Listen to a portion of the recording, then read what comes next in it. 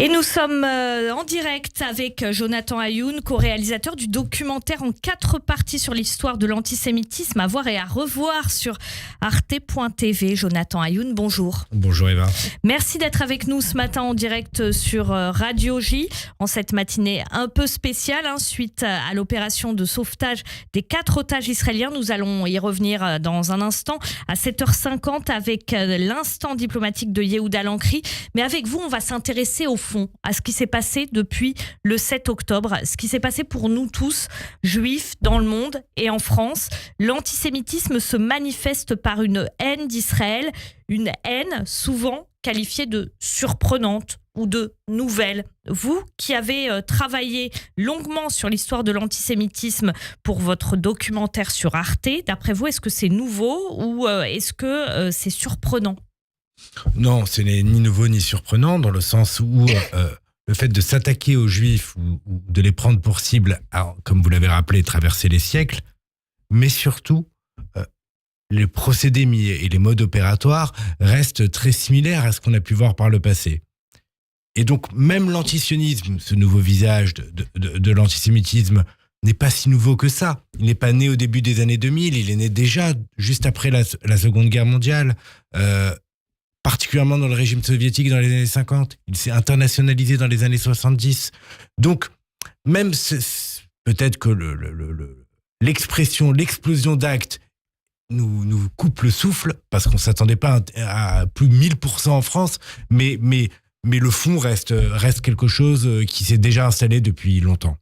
Le fond reste quelque chose qui s'est déjà installé depuis longtemps. Ce qu'on voit aussi, notamment quand on a vu votre documentaire et quand on s'intéresse à l'antisémitisme et à son histoire, c'est qu'en fait, à travers Israël, finalement, sont reproduits des clichés antisémites qui existaient déjà avant et qui, cette fois-ci, sont rapportés à Israël ou au sionisme. Mais c'est les mêmes clichés qui ont jalonné l'histoire. Sauf que là, le symptôme, c'est Israël, le sionisme. Oui, c'est-à-dire que c'est des préjugés ou des clichés, comme vous dites, qui sont appliqués à l'échelle d'un État, donc à l'échelle d'un État juif, comme il était appliqué à des juifs individuellement. Et donc, bien sûr, le complot juif particulièrement s'est transformé en complot sioniste. On reprochait aux juifs par le passé d'être assoiffés de faim, d'être criminels par nature et tueurs d'enfants. Eh bien, on accuse l'État d'Israël de l'être.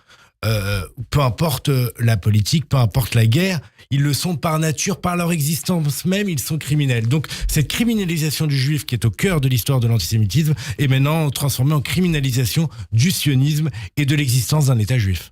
Alors, depuis le 7 octobre, il y a aussi certaines expressions qui ont semblé prendre corps, ou en tout cas résonner avec l'actualité. Cette expression qu'on entend souvent de défense de la civilisation judéo-chrétienne, évidemment qu'elle a un écho, puisqu'en France, depuis les années 2000, tous les juifs qui ont été tués l'ont été dans des attentats islamistes. Et donc, on entend depuis le 7 octobre, encore beaucoup plus qu'avant, ça a pris corps, cette défense de la civilisation judéo-chrétienne. Que signifie cette expression ? Elle signifie déjà qu'on ne demande pas l'avis aux juifs qui ont fait partie de cette civilisation ou de cette pseudo-civilisation judéo-chrétienne. Je serais curieux de savoir ce que les juifs du XIe siècle, pendant les croisades, lorsqu'ils ont été tués et accusés de déicide, donc d'avoir tué Jésus, ils pensaient faire partie de la civilisation judéo-chrétienne. Peut-être ceux du siècle d'après, qui étaient forcés de porter la rouelle dans les royaumes chrétiens en Europe. Ou encore après, ceux qui ont été expulsés de France, le siècle encore d'après. Ou encore celui suivant, l'Inquisition, et ceux qui ont été brûlés parce qu'ils avaient du sang juif dans les veines au nom du christianisme. Donc, il y a quelque chose qui est assez dérangeant dans cette manière de relire l'histoire. Il y a dans cette expression une part qui vient recouvrir l'histoire de l'antisémitisme, puisque la civilisation ou la tradition chrétienne qui s'est développée pendant des siècles était d'abord une tradition anti-juive et non pas une tradition qui prend en compte les juifs. Mais même, on va aller jusqu'à, je ne sais pas si les juifs pendant le régime de Vichy, sous le maréchal Pétain, disait qu'il faisait partie d'une civilisation judéo-chrétienne. Jonathan Ayoun, comment vous expliquez l'usage qui s'est répandu de cette expression, notamment depuis le 7 octobre? Il traduit quoi? Il traduit une peur, une crainte, autre chose?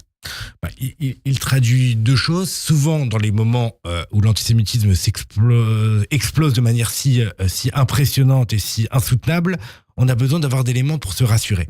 Et il est vrai que l'amitié judéo-chrétienne, et non pas la civilisation judéo-chrétienne, mais l'amitié judéo-chrétienne qui s'est développée depuis les années 50, particulièrement sous l'impulsion de Jules Isaac, et puis bien sûr l'événement, une révolution dans l'histoire du christianisme et une révolution dans l'histoire des Juifs, qu'est le Concile Vatican II, où on raye la notion de déicide, sont des choses qui font du bien à rappeler dans ces périodes troubles et anxiogènes et dangereuses. Donc je comprends ça, mais la manière dont cela est rappelé est dévoyée du sens premier, puisque au lieu de rappeler la bonne entente judéo-chrétienne mise en place depuis Vatican II, on vient rappeler une civilisation antérieure qui est celle qui donc était une civilisation avant tout anti-juive.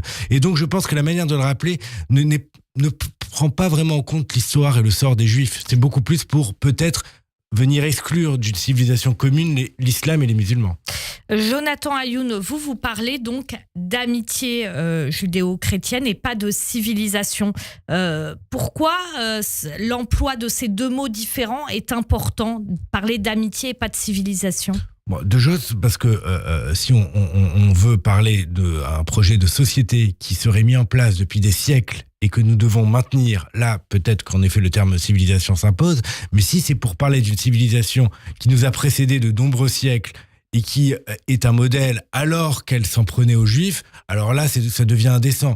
En revanche, de parler d'amitié, parce que ce n'est pas non plus un projet de société qui en exclurait d'autres. Amitié, en effet, l'amitié peut se faire à deux, à plusieurs, à plus de deux, mais en tout cas, elle ne porte pas en soi un projet excluant, alors que le projet civilisationnel qui voudrait se définir de manière ethno-religieuse, de fait, exclut tous ceux qui ne font pas partie ni de l'un ni de l'autre. C'est-à-dire les musulmans en particulier, ou même toutes les minorités, ou même le fait même de remettre d'ailleurs la religion au cœur du projet civilisationnel vient quelque part en plus s'opposer au principe de laïcité. Mais ça sera encore un autre débat sur la manière dont ceux qui portent ce mot le plus fortement possible le font aussi en réalité contre l'esprit de la République française, c'est-à-dire un esprit pétri de laïcité. Jonathan Ayoun, toute dernière question. Effectivement, il y a Vatican II, ça concerne notamment la France, le monde chrétien en France, mais il y a aussi dans le monde tout un monde chrétien qui n'a pas fait son aggiornamento par rapport aux Juifs. Oui, tout à fait.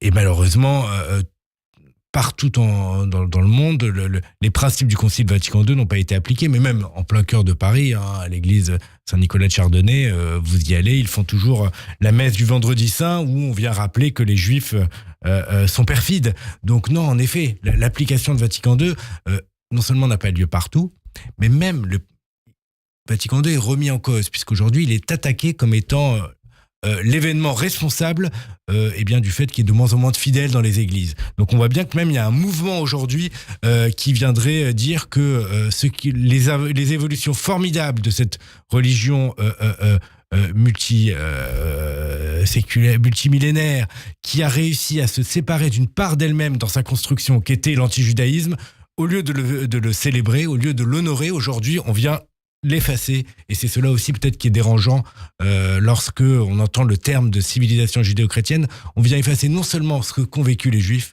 mais on vient effacer également l'acte très fort qu'a eu l'Église au XXe siècle. Merci beaucoup Jonathan Ayoun, co-réalisateur du documentaire en 4 parties sur l'histoire de l'antisémitisme. À revoir sur arte.tv. Merci beaucoup, bonne journée. Merci, Radio J.